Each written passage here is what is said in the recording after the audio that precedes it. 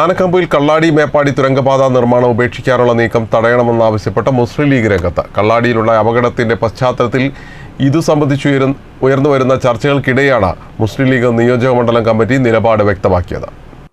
വയനാടിന്റെ യാത്രാ പ്രശ്നം പരിഹരിക്കുന്നതിനായി വിഭാവനം ചെയ്യുന്ന ആനക്കാമ്പുയിൽ കള്ളാടി മേപ്പാടി തുരങ്കപാത ഉപേക്ഷിക്കാനുള്ള ശ്രമത്തിൽ നിന്ന് പിന്മാറണമെന്ന് മുസ്ലിം ലീഗ് തിരുവമ്പാടി നിയോജകമണ്ഡലം പ്രവർത്തക സമിതി യോഗം ആവശ്യപ്പെട്ടു. വയനാട് ചുരത്തിലെ യാത്രാ പ്രശ്നത്തിന് പരിഹാരം എന്ന നിലയിലാണ് തുരങ്കപാത വിഭാവനം ചെയ്യുന്നത്.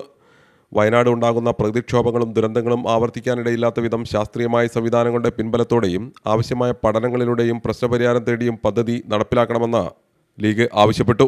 കൃത്യമായ പാരിസ്ഥിതിക ആഘാത പഠനങ്ങൾ നടത്തി ശാസ്ത്രീയ മുന്നൊരുക്കങ്ങൾ നടപ്പിലാക്കി പദ്ധതി രൂപീകരിക്കുന്നതോടെ പരിസ്ഥിതിക്കും ജനങ്ങൾക്കും ബുദ്ധിമുട്ടില്ലാത്ത വിധം തുരങ്കപാത നടപ്പാക്കാനുള്ള ശ്രമമാണ് ഉണ്ടാവേണ്ടതെന്നും മുസ്ലിം ലീഗ് പ്രവർത്തക സമിതി യോഗം ചൂണ്ടിക്കാട്ടി. തുരങ്കപാതയ്ക്ക് നേരിടുന്ന കാലതാമസം കണക്കിലെടുത്ത് ചുരം ബദൽപാത അടിയന്തരമായി പൂർത്തീകരിക്കണമെന്നും യോഗം ആവശ്യപ്പെട്ടു. പ്രസിഡന്റ് CK കാസിം MLA ചടങ്ങിൽ അധ്യക്ഷനായിരുന്നു. ജില്ലാ Muslim League secretary VK Husainkutty ഉദ്ഘാടനം ചെയ്തു.